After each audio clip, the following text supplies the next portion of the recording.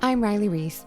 This is the Sophia Unfiltered podcast where we bring together thought leaders, wellness entrepreneurs, makers, and emerging health leaders. We're here to have raw, unfiltered conversations because sharing your stories has the power to change lives, help others heal, and transform the way we take care of ourselves. Here we go.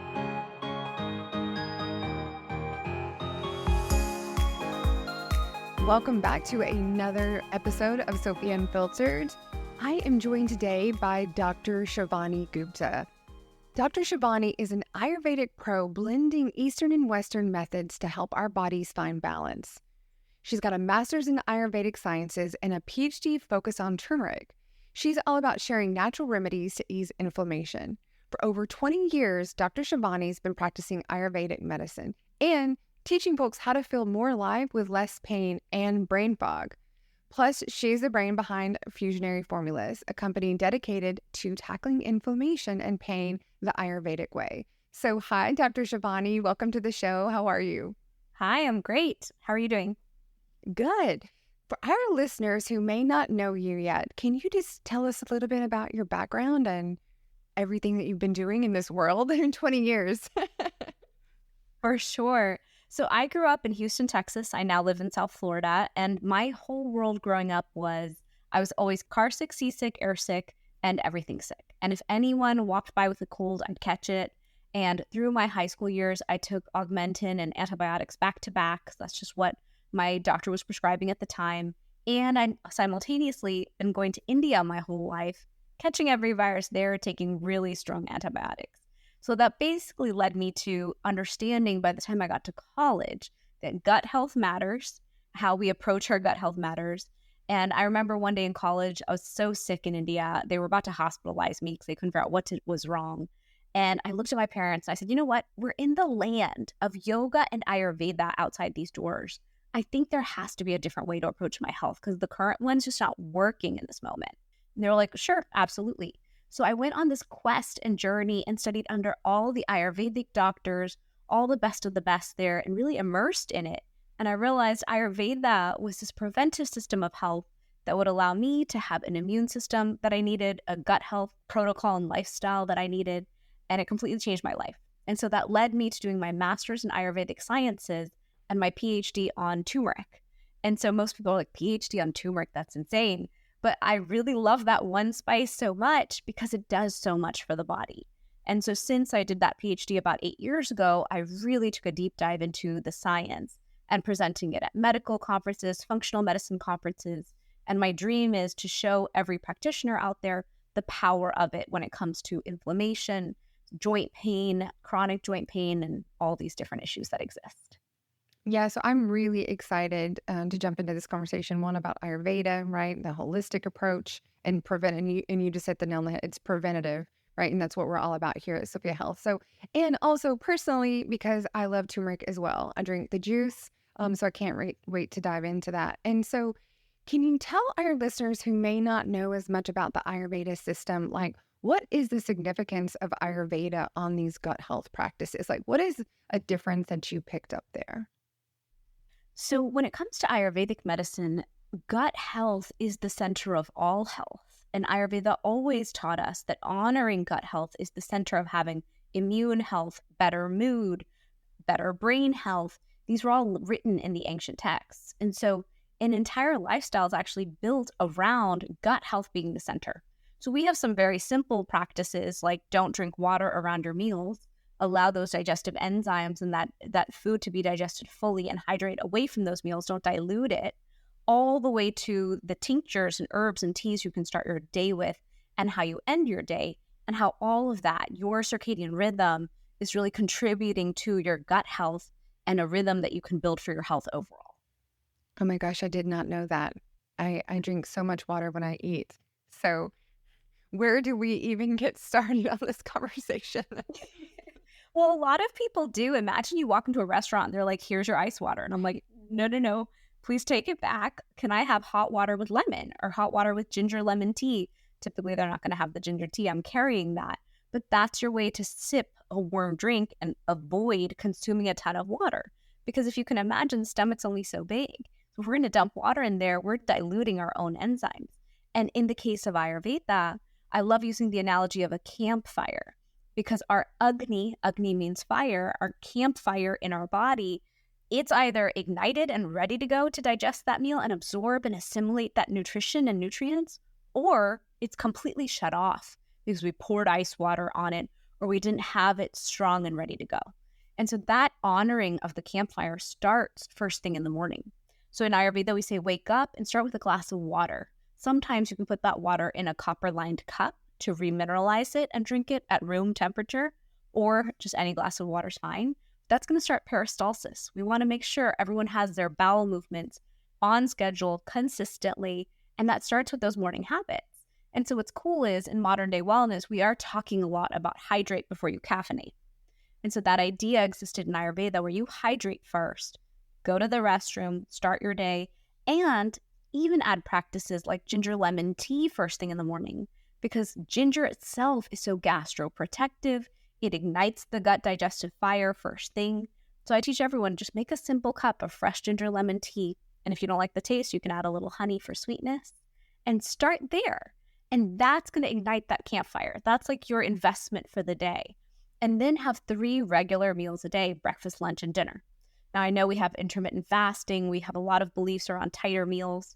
Even Ayurveda taught intermittent fasting because Ayurveda said, finish dinner by 7, don't eat before 7. So a gentle intermittent fast was created there. But being very regular in your meals is also a way to easily communicate to your digestive system, hey, she's going to be eating at noon. I better be ready. And so simple practices like that we can consistently do will create that level of vibrant health that we want. Okay, so basically in Ayurveda, the view is, and even in here, there's the gut health connection, the wellness, right? The overall well-being with gut health.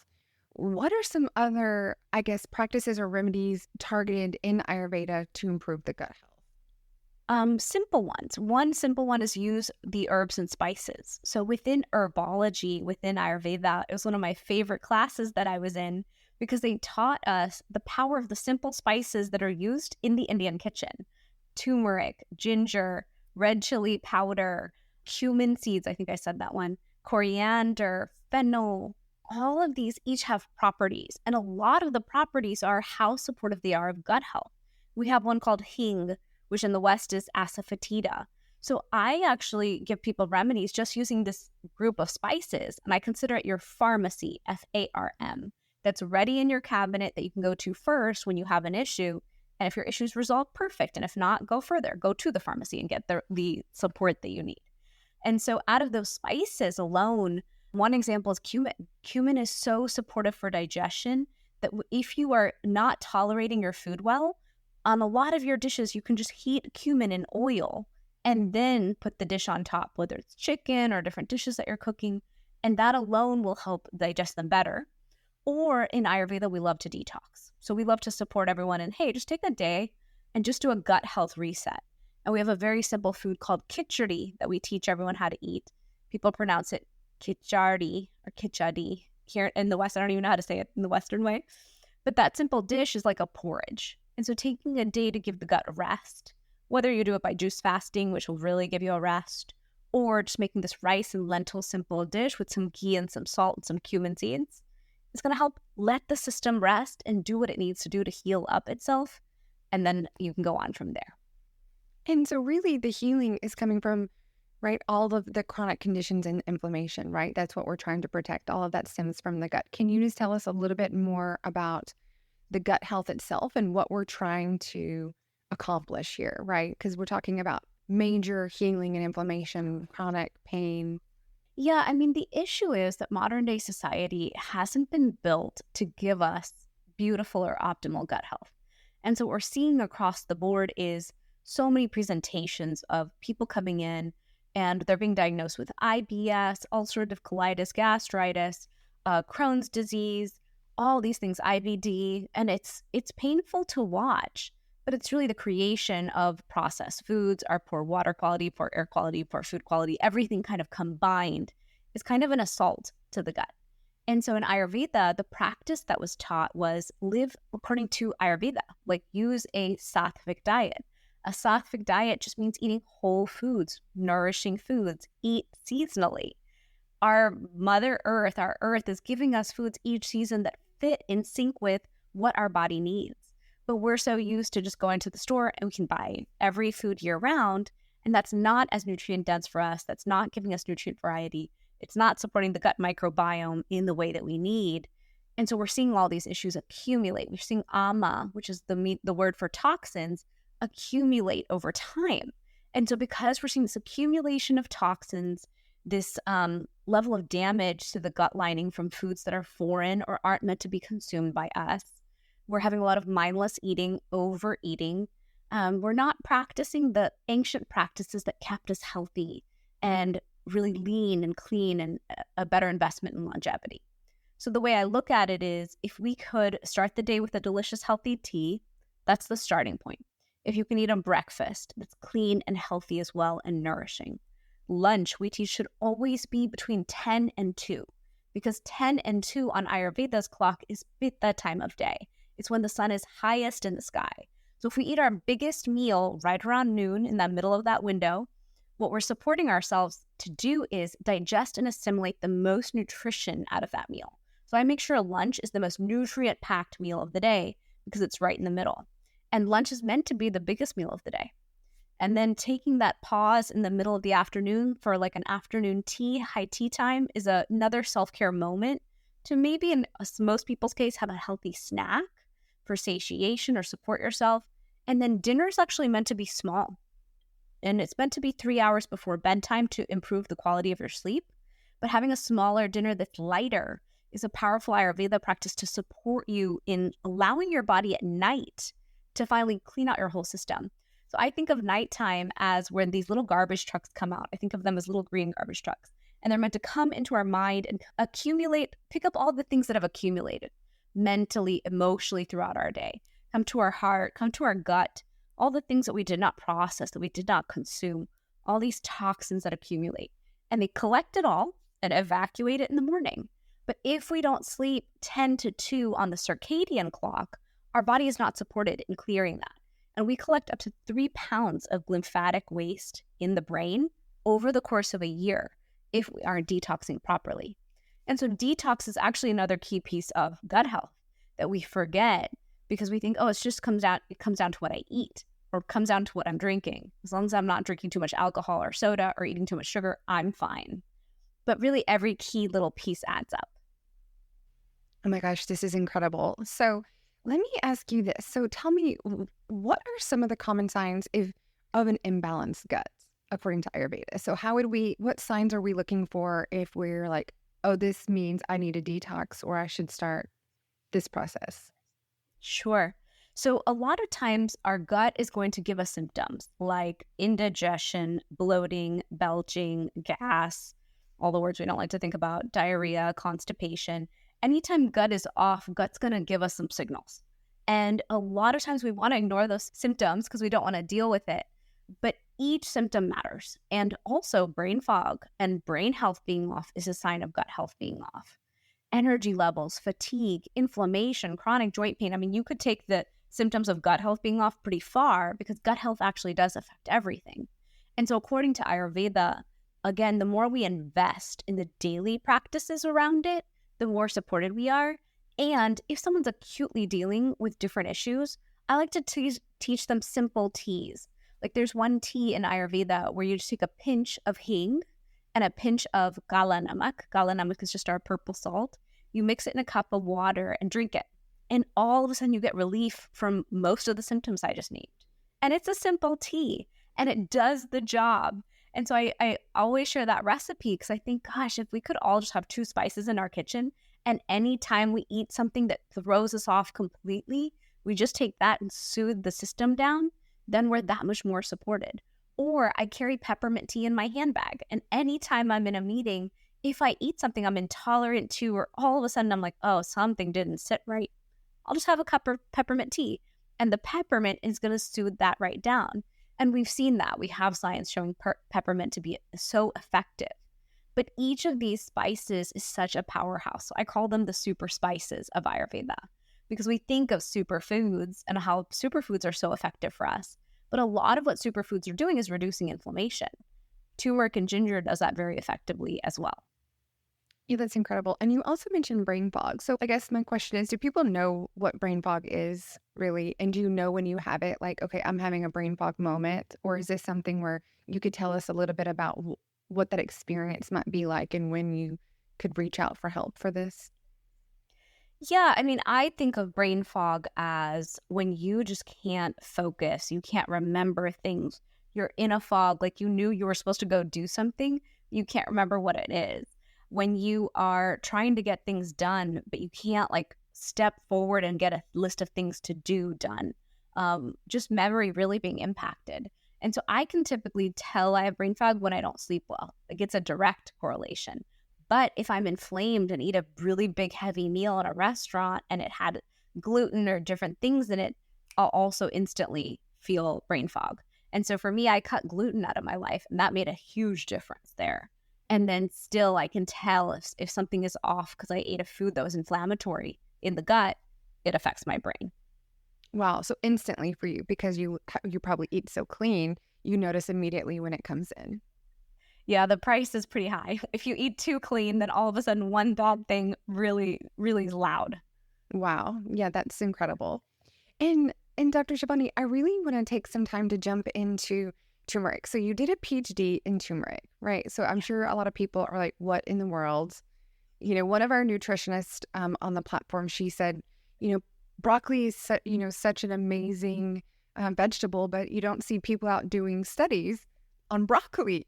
And here you are, you're doing it on spices. And I think it's incredible, right? So can you just tell us a little bit about turmeric? Yeah, turmeric to me is the ultimate. And I know here in Western medicine, no practitioner wants to hear that it's miraculous or that it does everything. And so I won't go there, even though I personally do think it does so much. I think the heavy lift that turmeric does for us is the level of anti-inflammatory that it is. It is a powerful anti-inflammatory, powerful antioxidant. We know we're going to have oxidation. It goes after what's causing oxidation in the first place and reverses that. So I love that it can have that effect. The fact that it's antiviral, antibacterial, and antifungal, I think has such far-reaching support for us that we haven't even begun to understand or study. What I love is as I'm presenting at the conferences, I have to dig deep into all the current science again and again. And so curcumin will impact sirtuins, telomeres, apoptosis, which is, cell death, zombie cells. So over time, we're going to have aging. And our battle against aging, or our way to age gracefully, is to support the body through those different processes. And curcumin can play a role in that. So what most people don't know is out of the entire turmeric plant, only 3% is the curcuminoids. And out of those 3 curcuminoids, curcumin is the most effective at reducing inflammation. And so that proportion of the curcuminoids that you use is very important. How you generate that proportion synthetically or properly is very important. How you source is very important. And so a lot of people juice their turmeric, which is fine because you are getting that whole plant benefit. And turmeric with ginger, all these things are beneficial. Then when you take the whole plant and you dry it down into the spice, then you have that even more potent form because it's concentrated. And so using the spice is so powerful, but it's so important to remember to use black pepper or healthy fat. So I wrote a whole cookbook using turmeric. So I was like, guys, let's at least use turmeric properly if we're going to use it in our food, which in my household, I'm Indian, we regularly do use it in our food. But then the issue is societally, we are so inflamed that regular turmeric sprinkled on your chicken is not going to cut it. It's not going to do enough to significantly reduce the inflammation. And so that's where supplements come in. And there's tons of supplements on the market. My area of study was, can I create something that's so potent that all of orthopedic medicine would utilize it?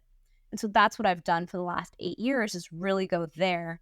And then once I prove my point there, now I talk to everyone else about it, because everyone is usually diagnosing someone with something-itis, which is inflammation. And we know inflammation is affecting all systems. And so my goal there is just to show everyone, if you can find a trusted source and try it, you can usually see that impact that it's going to make on your patients for the different issues that you're struggling with. But we know there are some contraindications with curcumin as well. It is a vasodilator, so that is going to thin the blood. So if someone's on blood thinners, they shouldn't use it, and things like that to be wary of. Yeah, absolutely. Can you tell us a little bit about the black pepper or the fat? So I specifically juice, right? So does that mean it's not effective at all because I don't put pepper in my juice? It's less bioavailable. It's not an easily bioavailable plant. And it's interesting because I'm working with a professor out of Clemson University.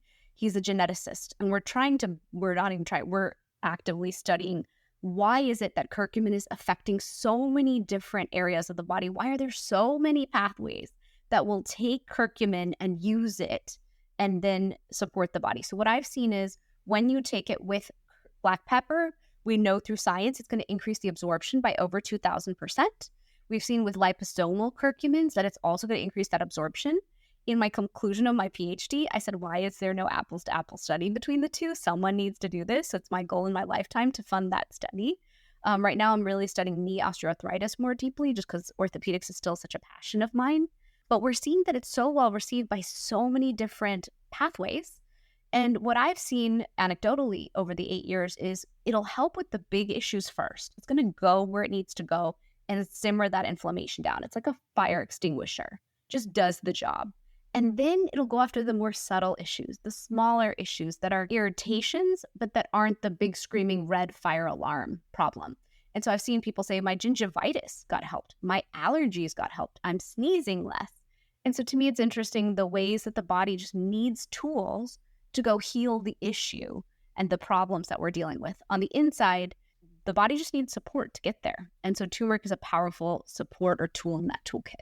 So what is the best way that you would recommend someone use this, right? Do you think it is a pill? Do you think it's, ground up? Is it eating turmeric with pepper? I mean, it's really hard for us to just, like you mentioned, you haven't been using it and then it's not bioavailable. So is there a really good way for people to incorporate these spices? Yeah, I mean, I developed a formula 8 years ago and I made it in the US. I sourced from the best of the best out of India. I meet with my suppliers. They push for so much science there while I push for my science here. And I've had the same product from the same source made in the same place in the population for 8 years. So I've been able to collect that data as well. So I'm very passionate about where can we collect the data so that a practitioner and physician can trust it and use it. You need to make things that are third-party tested, sourced properly. In my case, I trust making in the US more because I have more control. I can walk into the factory and meet the team who's doing and creating what I'm putting into people's bodies. So all those factors matter to me. So I prefer that we take our curcumin in pill form because then at least we know we're getting the correct dosage and the result, and we've built it for the absorption. So everything's in there. And I built it with turmeric in the pill because I wanted the synergistic effect of whole plant with extract as well. And if we are going to take turmeric, the spice, it's still beneficial. It's still supportive. Food is always medicine. It's always good to incorporate. But just make sure you're adding a healthy fat like ghee or avocado oil to it or black pepper so it's better absorbed. Even in the juice shot, you can add pepper. Yeah, I'll have to do that.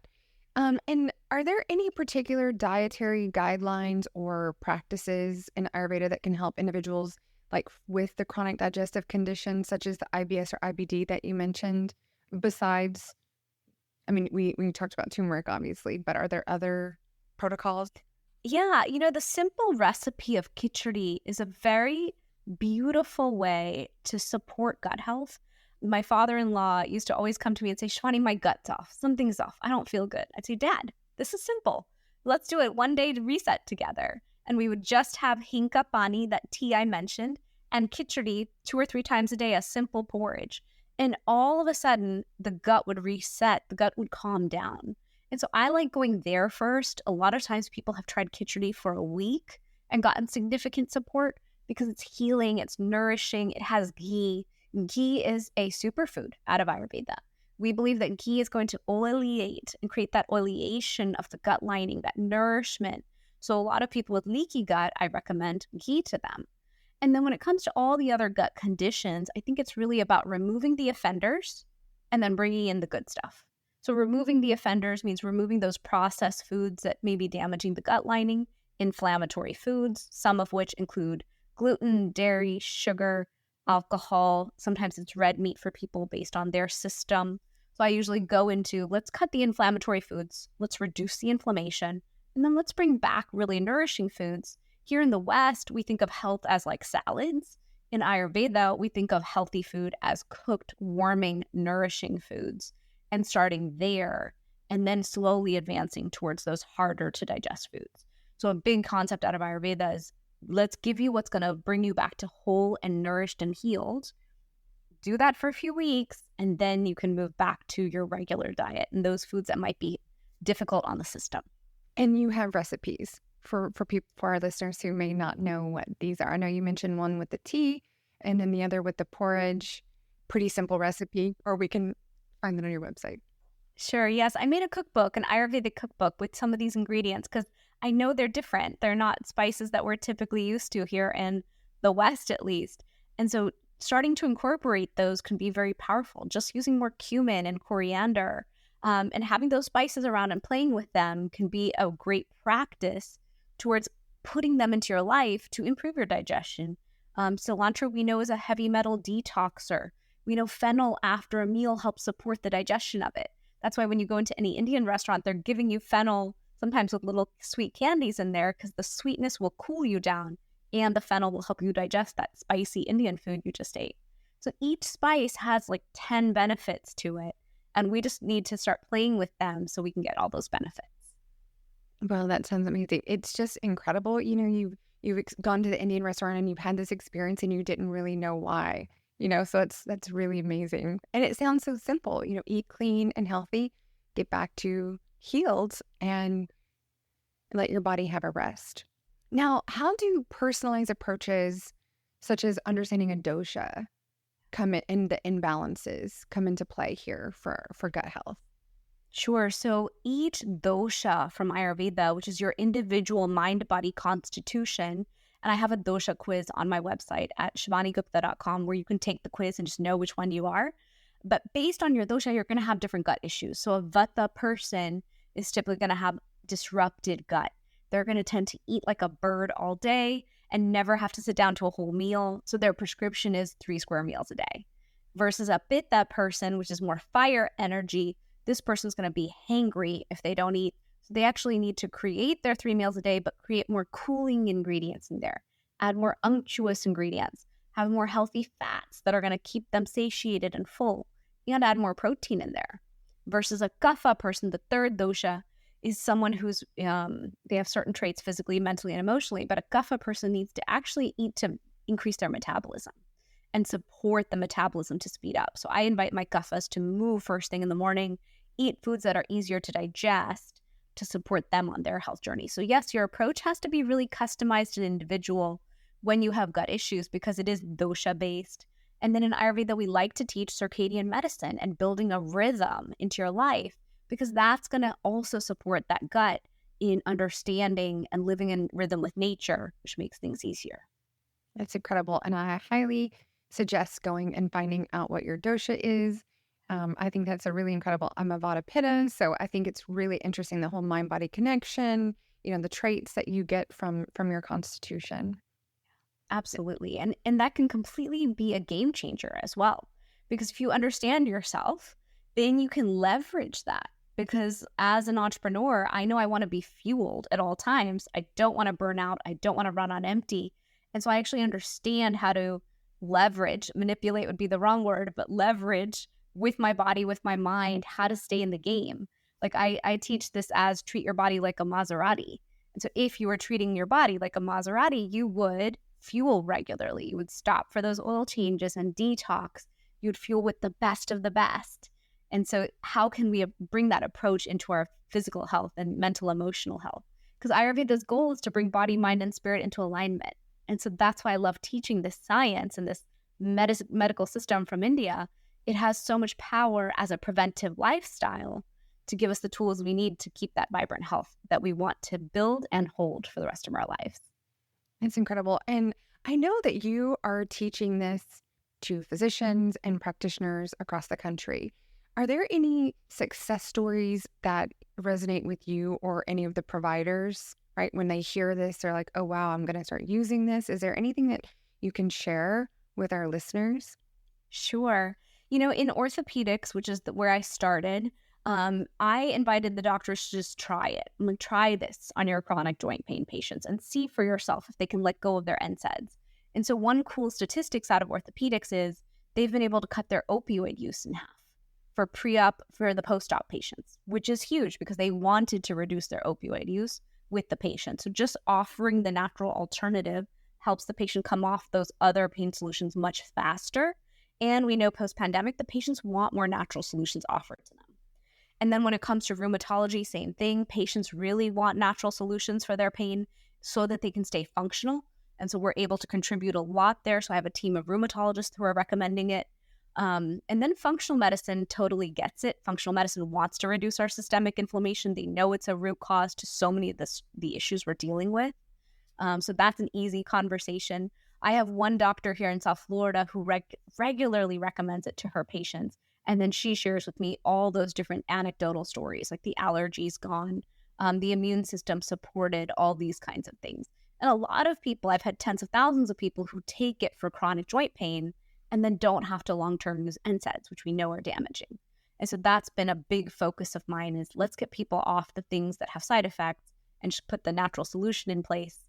And then let's teach them the lifestyle. Because sometimes you have to get them out of pain before you ask people to make big lifestyle shifts. So it's like, let's get the fire extinguisher out and then let's talk about lifestyle.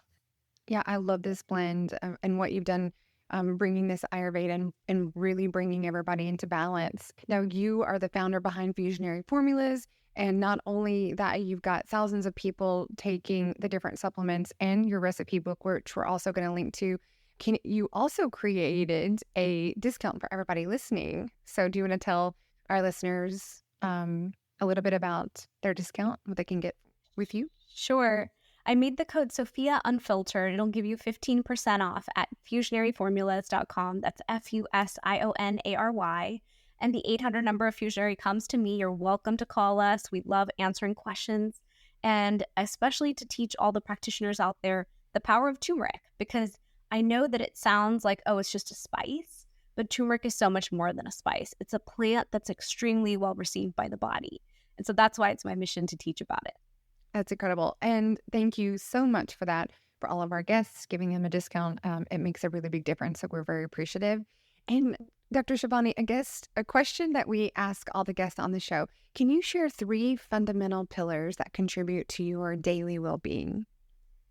Sure. So my favorite act of self-care is tea time is me time. And I use this as a reminder and anchor throughout my day, about 4 to 5 times a day, just to tune in, check in, and ask myself simple questions like, are you hydrating today? Are you taking your supplements? Have you structured your day so you get to eat? Have you structured your week for success where you get to survive the week? So this one's my favorite self-care act of all, because as an entrepreneur, practitioner, and founder of a supplement company, it's too many inputs all the time. And so if you don't pause and check in with self, you're not going to be able to build and maintain vibrant health. My second pillar is loving the gut, honoring the gut. So I do have ginger lemon tea. I'm adding more ghee into my life. Really just remembering to eat seasonally is a practice for me, but nutrient density, nutrient variety are all the ways I gift myself good gut health, because I know my gut health is the key to all health. And then my third pillar would be sleep. I'm really obsessed with sleep. So I developed a deep sleep tea to be this decadent adaptogenic support for sleep. And then I'm always innovating on sleep solutions for us, because according to circadian rhythm, if we're not sleeping, we're not going to win at our health anyways. And we're not going to clear our inflammation or detox. So my sleep is like my number one priority. After about 8 o'clock, I'm angling for perfect sleep. I'm obsessed with this. Tea time is me time. We hear a lot of things, but the fact that it's just your reminder to ask yourself how you're doing and how you're feeling, I think that is just incredible. Take a minute, enjoy the tea, and ask yourself, just take a minute for a little bit of self-talk. I love that, because I'll get to the end of my day and I'm like, oh, I didn't take my vitamins, my supplement, it can be chaotic, right? Like as a founder. And so I think that is just lovely. But I do have another question for you. I'm so sorry. I have to know, what are your top teas? You've mentioned peppermint, lemon, ginger. Can you tell me, what are your top teas that we need to get? I'm obsessed with tea. So I have a few. One, I developed one called Hormone Rebalance Tea that I renamed Menopause Support Tea, but it's adaptogenic green jasmine tea with 3 types of tulsi and shatavari. Shatavari is like a queen of adaptogenic herbs. And so men even who have prostate cancer have called me because they're like, well, I know I need adaptogens to support me to get my libido back. Now, is that a mushroom? It's not a mushroom. It's a green jasmine tea with all the adaptogens. So I designed 4 functional teas, and my theory was, can a tea be as potent as a supplement? Because I'm already making the supplements. I know what they do. And in teas, you can take the whole plant version, give it in its whole form to deliver the result. I just drop a lot of florals and fruit on top so it tastes good because we're delivering such an Ayurvedic result. Sometimes it can be really earthy. So I love those teas. Outside of my own teas, I love carrying peppermint tea around. I'll pick it up from Whole Foods. There's great brands there, but I'll keep that on hand for emergencies. I'll make fresh ginger lemon tea in the morning so that I just have to keep ginger around and keep a lemon around. So it's like a cue in my mind that it's right there and easy to make. There's a brand called Rishi tea that I find very, very nice. And so I also drink their green jasmine tea sometimes because I love green tea. It's my only form of caffeination because I don't drink coffee. But you can also call it coffee time is me time. So if you are a coffee drinker, I think just taking that moment to tune into your intuition and ask yourself the questions, is you training your intuition to consistently give you the answers that you need? Because the intuition knows the truth. The intuition knows, hey, she didn't set up so we get to eat today. And so those answers come out very clearly. And then we're actually going to shift our lifestyle to meet what we know is going to be ideal for us. And where can our listeners connect with you? How can they find out more information? I mean, you've already given them the website to sign up for the code, but where do you want our listeners to connect with you? Sure. So my website is shivanigupta.com, Shivani, and I have tons of YouTube videos and everything there on Ayurveda just to dive deeper and understand it better. I also am on Instagram as @dr.shivanigupta, Shivani, and then across all the social channels. Thank you so much, Dr. Shivani, for being here and sharing all of your amazing knowledge on Ayurveda and turmeric. We love it. Thank you. Thanks for having me.